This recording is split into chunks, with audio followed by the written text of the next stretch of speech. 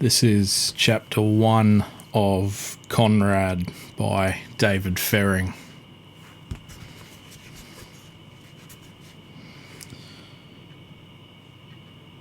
Chapter 1. They came from the west and from the east, from the south and from the north. They came from every corner of the empire, from every land in the old world, and from beyond. Many of them were human, or had once been, but many were not and had never been. Almost all were deadly enemies. Under any other circumstances, such a rendezvous would have led to instant slaughter, as every warrior instinctively fell upon his ancient foes and sworn rivals in an orgy of blood. Yet they had not come together in peace. None knew the meaning of such a concept.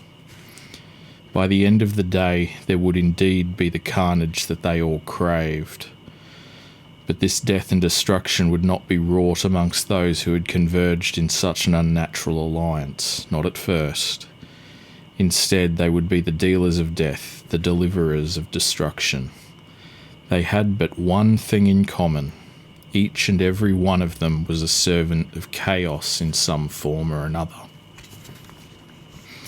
Between them, they worshipped every chaos power, Khorne and Slaanesh, Nurgle and Tzeentch, and all the other dark deities. They were united for this single unholy mission, a mission of mayhem and of murder, of mutilation and of massacre. It was not yet dawn by the time he reached the bridge and started to cross the river. The great moon Mansleeb had already set. Its lesser companion, Morsleeb, was at its smallest and gave even less illumination than usual. He stopped halfway over the wooden bridge, leaning on the rail and waiting several minutes until the sky began to lighten before venturing any further. Then he headed up the hillside towards the forest, moving as slowly as the sun seemed to rise. It was a winter sun, low and dull. His breath condensed in the cold air, and he shivered momentarily. The rags he wore did little to keep out the chill. His old boots were padded with cloth from within, partly because they were too large for him, and wrapped in more straps of fabric from the outside, in a vain attempt to keep out the wet. But the grass was saturated with morning dew, and the ground thick with mud, and his boots were still wet from the previous day. He hardly noticed. This was how it had been all his life, or for as long as he could remember. It seemed that from the first day he could walk, he had come here alone, barefoot in the dust, or trudging through the squelching mud. It would get worse before it got better. The ice and the snow, which would have come over the next month or two, would make his daily task even more difficult. He stared into the forest, trying to penetrate the thick boughs, sensing what was hiding deep inside. Even on the brightest summer day, the forest was a dark and dank place where light seldom penetrated. Most of the trees had shed their leaves, but this somehow seemed to make them even more dangerous. Without the foliage, hiding places were fewer.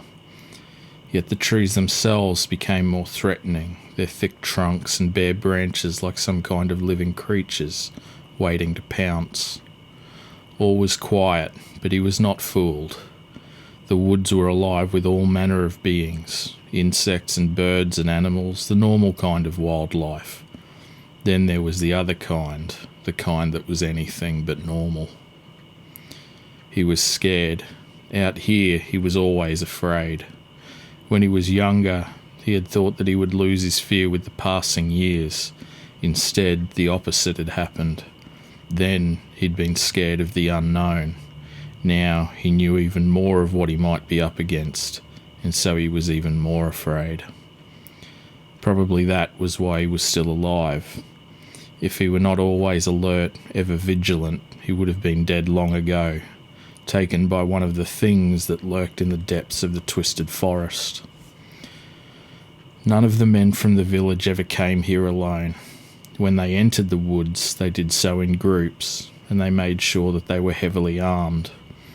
The woodcutters were always guarded when they set about their work, felling a clump of trees to clear another area of forest. But these precautions were not enough. Last year, a group of 6 woodsmen from the village had entered the trees early one morning. By evening, they'd not returned. They never did. All the search parties ever found were a few scraps of bloodied clothing. He blew on his hands for warmth, rubbing them together for a minute. His dagger was tucked inside his tunic, and he pulled it out. The knife in his right hand, the coil of rope in which to tie the firewood in his left, he finally stepped towards the trees on the edge of the forest. Every day he entered at the same point, took the same route. He knew each tree and root, every sapling and bush. If something were not right, he would know instantly. But every day he had to diverge more from his regular path in search for wood. It was always a search. There was no point in breaking off branches because, even at this time of year when they seemed so dead, they would not be dry enough to burn. He was as much a hunter as those who stalked wild animals for food, shooting the elk or the boar with their arrows. The trees at the edge of the woods were widely spaced. The deeper one went, the more closely packed were the ancient boughs, as though they too huddled close for protection from the beings that dwelled within their depths. But such defence seemed no more successful for the trees than it was for the woodcutters, because every so often one of the mighty trunks lay stretched out on the ground, as if a victim of the forest's unknown predators. He had seen the things many times, sensed them far more frequently. He had no idea what they were or what they were called, and he did not want to find out. To him, they were all monsters, and he preferred to keep as far away as possible. Neither human nor animal, they were like a hideous cross between the two, as though spawned from some obscene mating. Creatures of fur and flesh and feather, hands and hooves and horns. Yet they were stupid. Their mutations seemed to have bred out all their natural senses. They had neither the brains of humans nor the instinctive awareness of animals. Many a time he had been within a few yards of such loathsome creatures, with only the trunk of a narrow tree for protection, but they had neither seen him, nor heard him, nor smelled him.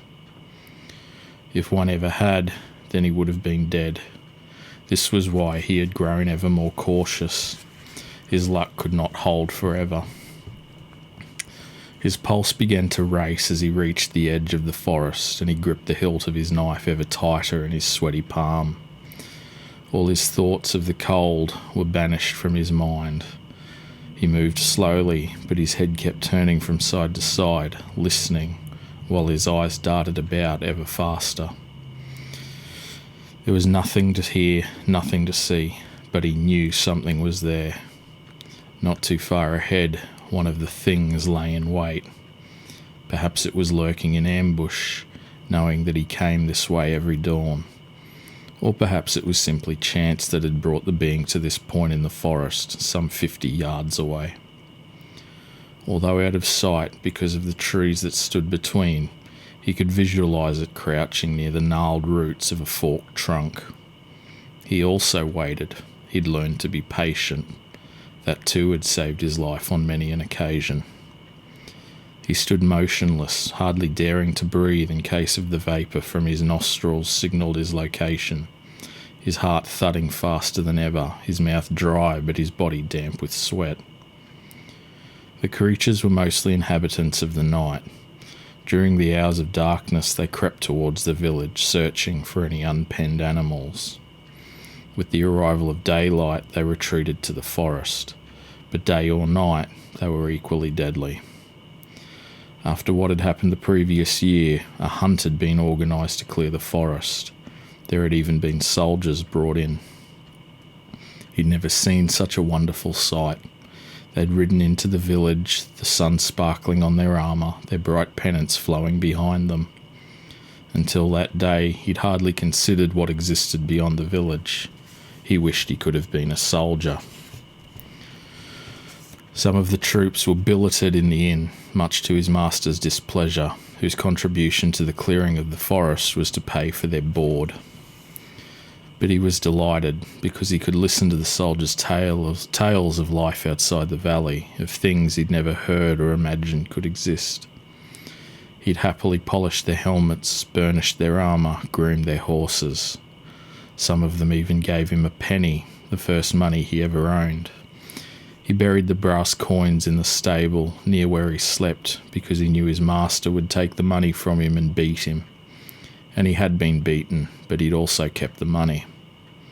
He'd also kept a dagger, which he stole from a captain who'd never rewarded him even with a word of thanks, despite all the work he'd done.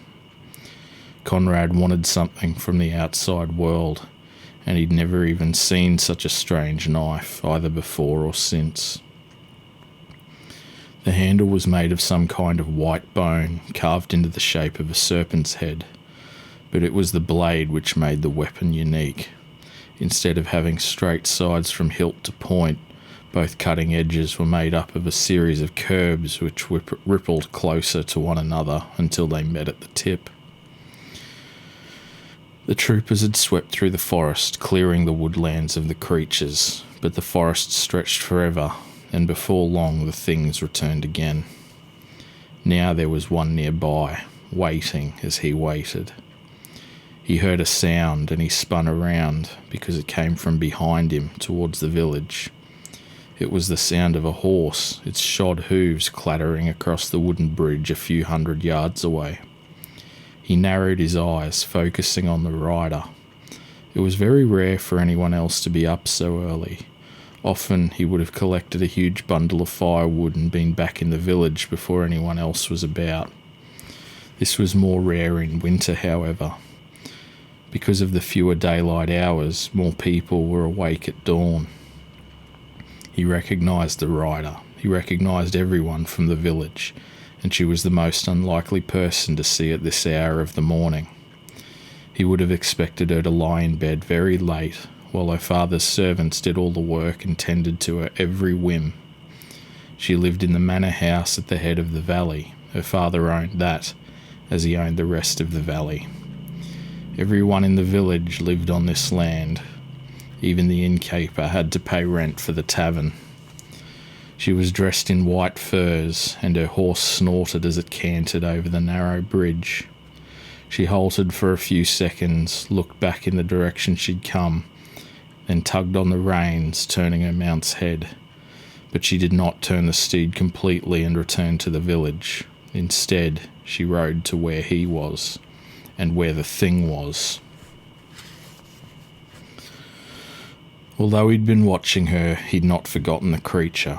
He was totally aware of it, while it, in turn, was totally oblivious to him. But it had heard the rider, and it started moving towards the edge of the forest. The boundary had been pushed back over the years, further and further from the river, to leave a wide area of hillside stretching up from the water's edge. The rider could have chosen to keep the track by the side of the river. She did not. For some reason, she rode up the slope. Her route took her parallel to the forest itself, closer to him, while the thing closed upon her. It was still beyond his line of sight, but he could tell that the thing was cutting diagonally through the trees in a route that would take it towards the rider. She rode on, quickly, confidently. He watched, waiting for her to realise what was happening, to wheel her horse and gallop away. But she kept on coming, as though unaware of the danger. What was she doing? Why was she out here all alone? He continued to watch, trying to work out what was happening. The creature was very close now. She would have to flee almost immediately, or else it would be too late. And then suddenly he guessed the awful truth. She did not know. She had absolutely no idea what was about to happen. But he did. He knew exactly what would occur. His head turned as he followed the track that the thing must take. In a few moments, the creature would be upon her, leaping high and toppling her from her mount. He sprang from the trees and into the open, and he ran, dropping the rope, shouting out a warning.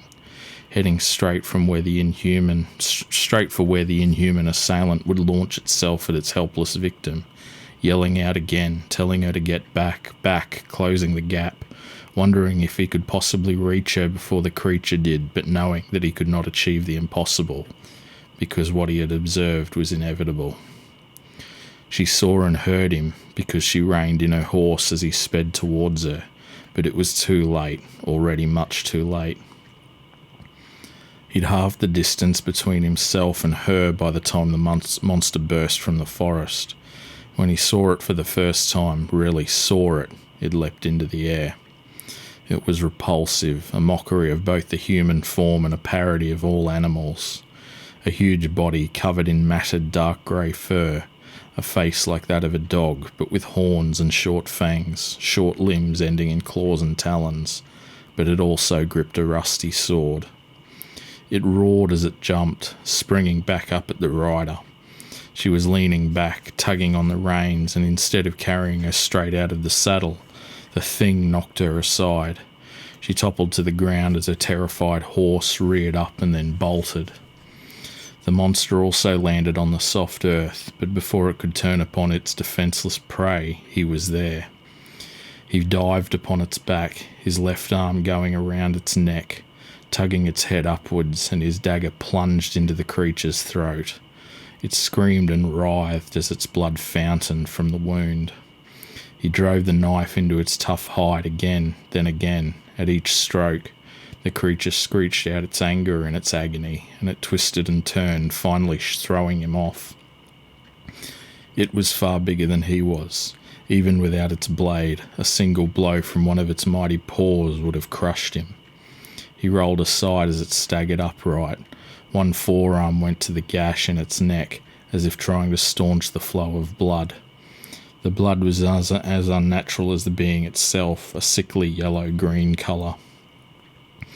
The brute stared at the wetness on its paw, seeming not to understand what it was. It opened its mouth to bellow out its rage, and more vile blood trickled from between its canine jaws. Its eyes narrowed as it stared at its tormentor, and it lurched towards him. He felt the fetid odour of its hot breath, and he gagged. He was smaller, but he was faster. He dodged aside, avoiding the slicing sword. He'd seen the blow coming. But what he had not seen was the whiplash of the creature's long, thin tail, which caught him around the ankle and dragged him to the ground. He landed with a thud, tried to roll away, but could not. The snake-like tail had him gripped tightly. The creature had become still, glaring down at him. Its blood dripped onto his tunic, the liquid hissing as it burned like acid into the worn fabric. He wriggled and squirmed, unable to tear himself free from the snare around his foot. The nameless predator loomed above him, its bulk blocking out the dawn sun. Trapped by its ominous shadow, he felt cold, colder than he'd ever felt in his whole life, colder than he would ever feel again, because surely this was the end of his life. All was dark. He could see nothing. Nothing now and nothing ahead, nothing but the monstrous shape above him. But he refused to surrender without a fight. Instead of trying to pull away from the tail which held him chained down, he slid through the mud towards the creature, kicked his leg forward, gaining a few inches of slack, then grabbed the slimy tail in his left hand and hacking at it with the knife in his right. 1 slash, 2, 3... 3 more cries of agony, each louder and longer than the previous one. Then the tail was severed, blood spurted and splashed over his hands, but he ignored the pain as the foul liquid ate into his skin. The monster lurched towards him, its sword swinging wildly. Instead of attempting to dive away, he sprang upward to meet it, holding his dagger in both hands, and the thing impaled itself on the point of the blade.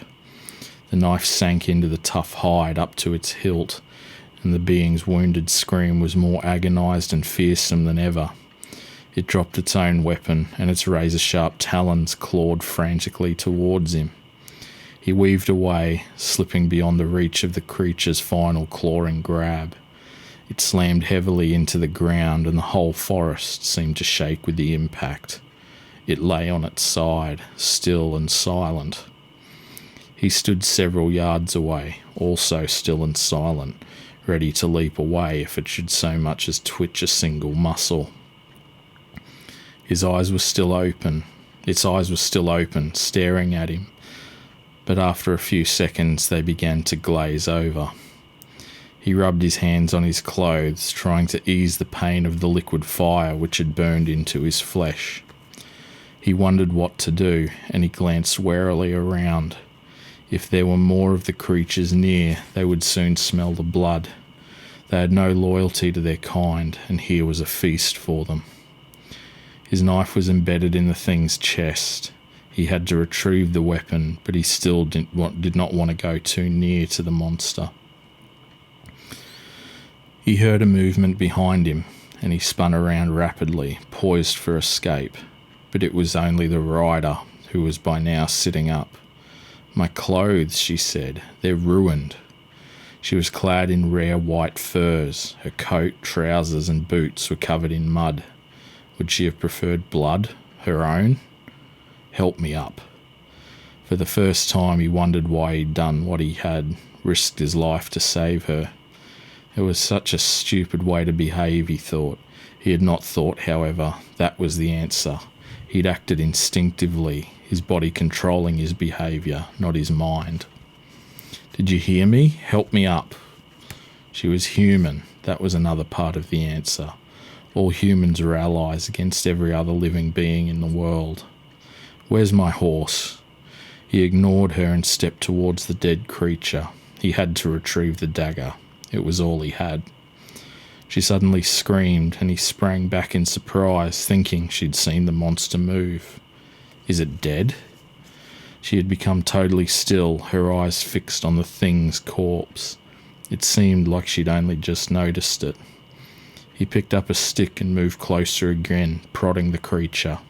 There was no response. It was dead. It had not the brains to pretend. What happened? The fall must have stunned her. As well as not seeing the fight, she could not remember the creature knocking her from her mount. He heard the suction of the mud as she lifted herself up, then the squelch of her boots as she walked slowly towards him. He bent down over the creature, holding his breath because of its obnoxious stink. He seized the dagger hilt with both hands and tugged as hard as he could. It wouldn't budge. He turned his head for a fresh of breath air, braced his feet against the dead monster's torso, then tried again. "What are you doing?" She moved closer for an answer to her own question. There was a slight movement of the knife. He wrenched again. Then he felt a pair of arms around his waist, pulling the dagger, and the blade began to slide slowly free. Suddenly it was out. They both toppled over backwards.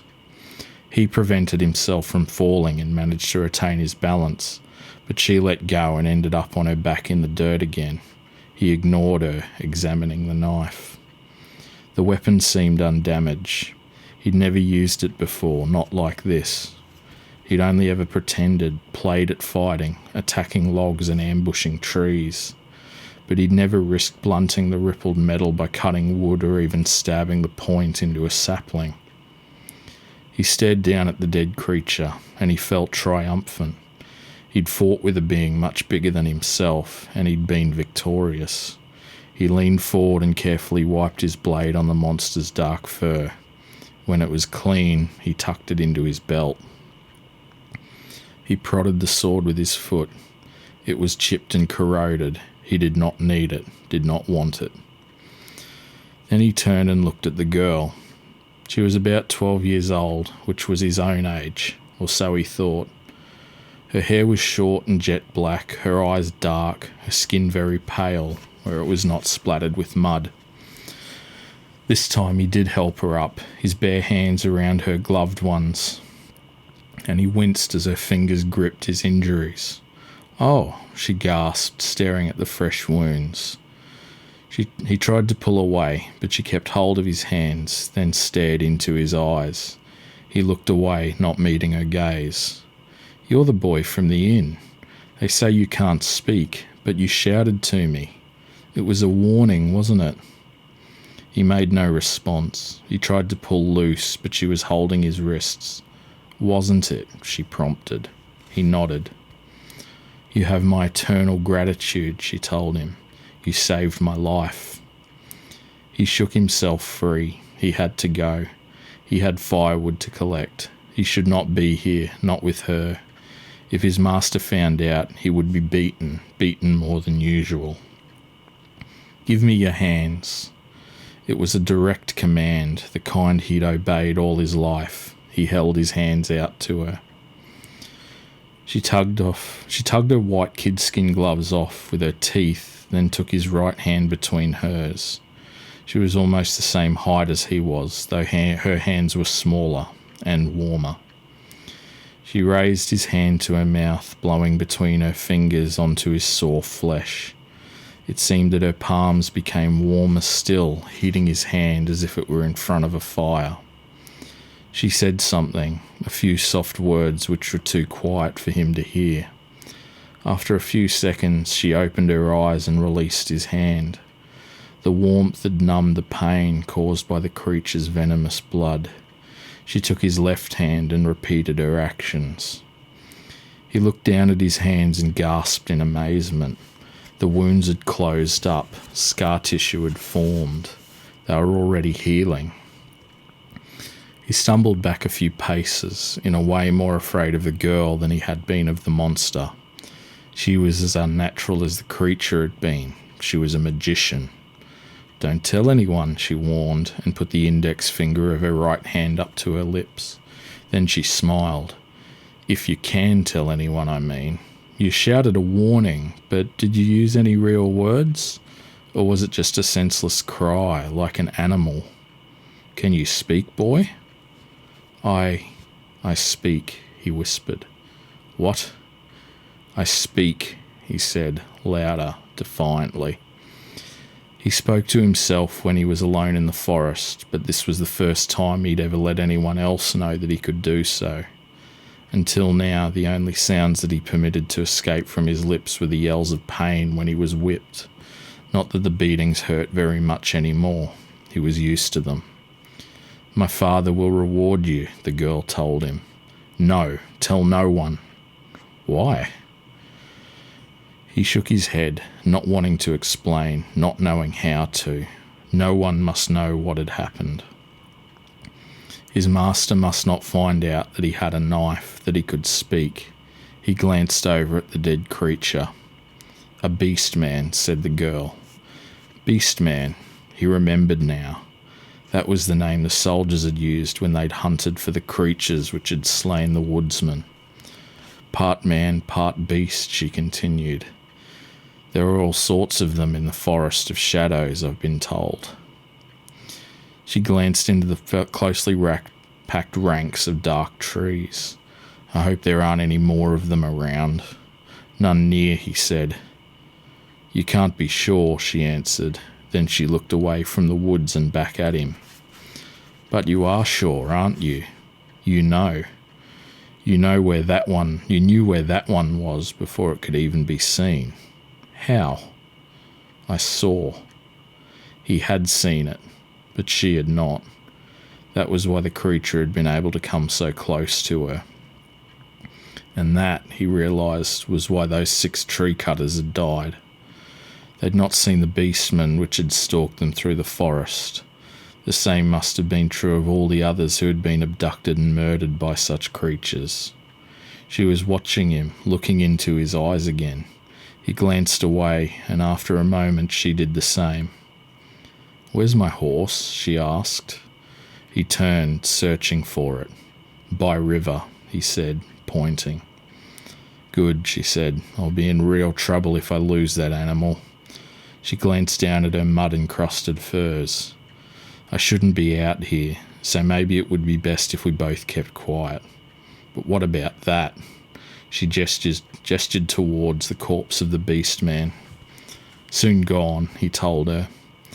The creature was nothing but dead meat. Within a few hours the bones would have been picked clean by the carrion eaters.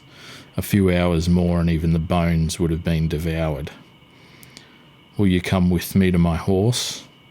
It was more of a question, less than an order. He nodded his agreement. She picked up her fur cap from the dirt and walked away. He glanced at the sword. He did not want to touch it, but neither did he want to leave it there. Some other beastman would find it and use it. He tugged his sleeve down over his palm and then picked up the weapon. He followed the girl to the river bank, then threw the blade into the middle of the river.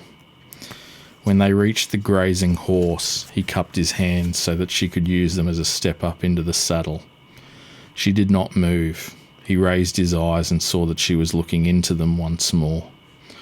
Her gaze flickered from his left eye to his right, then back again.